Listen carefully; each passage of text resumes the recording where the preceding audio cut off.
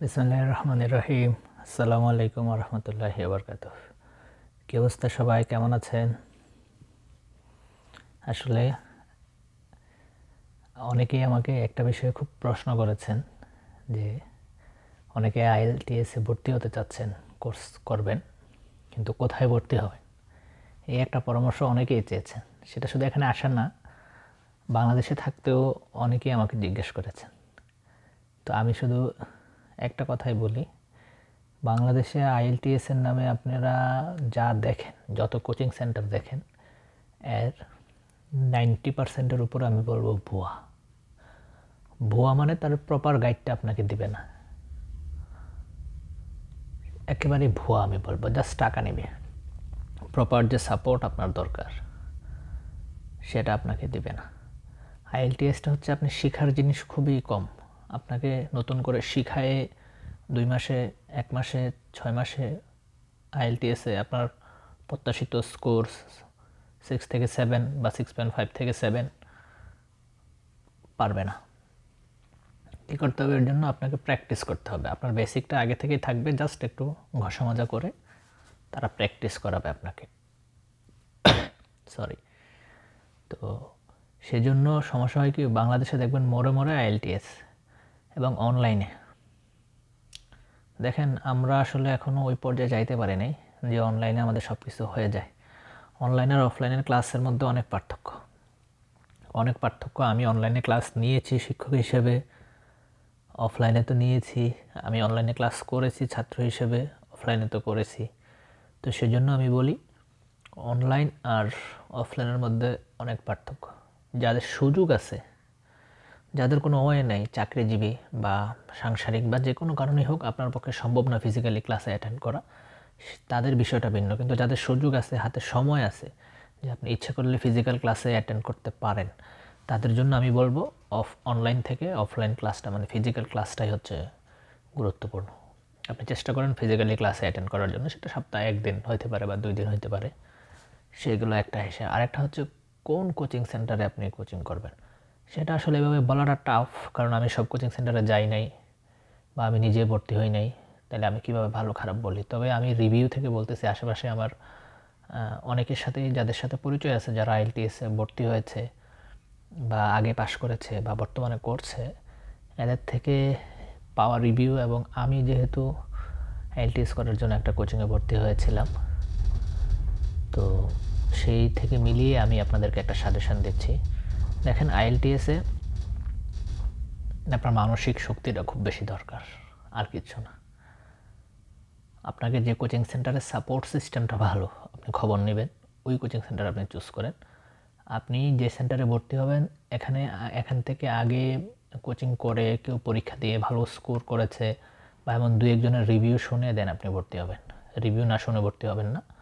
বিশেষ করে লোকাল এরিয়াতে, ঢাকার বাইরের কিছু, ঢাকায়ও আছে, সেটা ঢাকার বাইরে না শুধু। যেমন আমাদের বাংলাদেশে, আমি না কোনো কোচিং সেন্টার নাম বলতে চাই না, একটা কোচিং সেন্টার আছে খুব নাম করা, কিন্তু যা তা আইএলটিএস পড়ায়।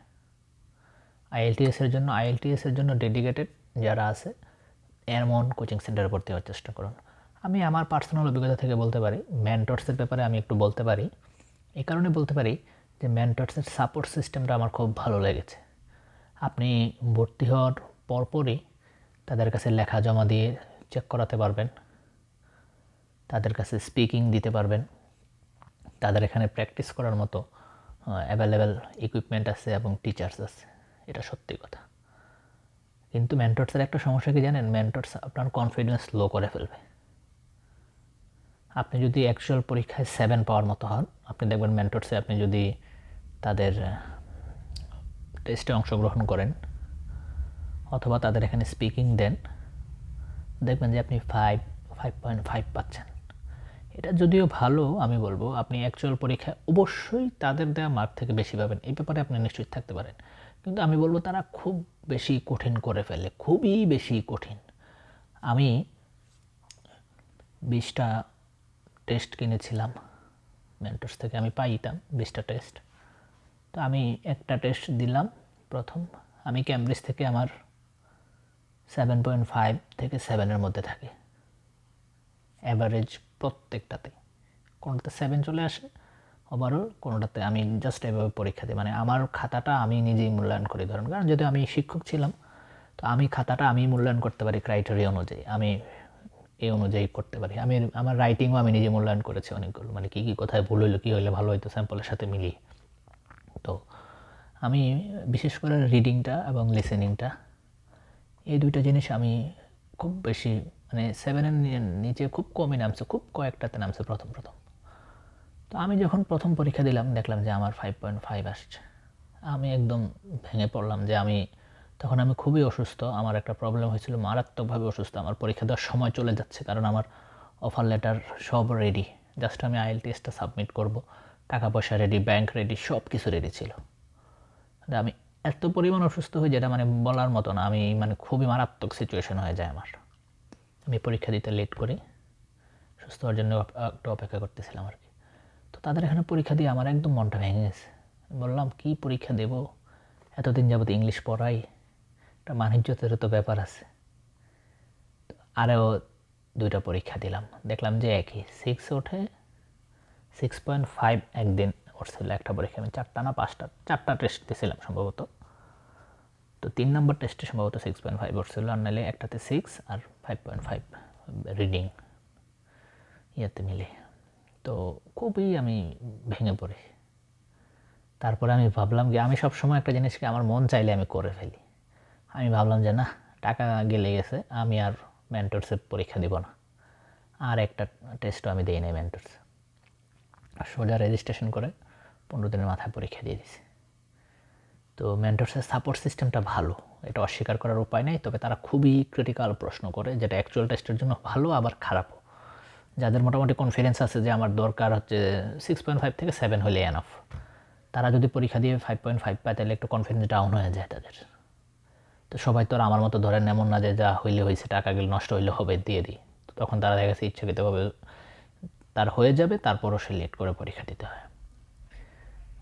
তো সেটা এক একজনের এক এক রকম মর্জি। তাদেরকে আমি প্রশ্ন করেছি, তো তারা বলে যে আমরা অ্যাকচুয়ালি ইচ্ছে করে কঠিন করে পরীক্ষাটা নেই যেন সবাই প্রস্তুতিটা ভালো করে নিতে পারে।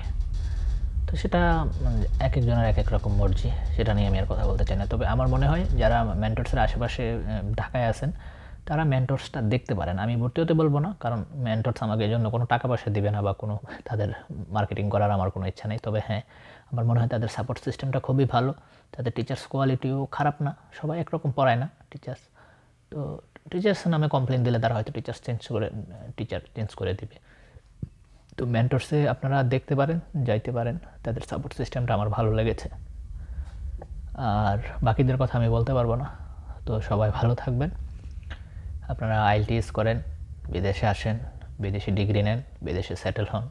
আপনাদের সবার জন্য দোয়া রইল, ভালোবাসা রইল, আমার জন্য দোয়া করবেন।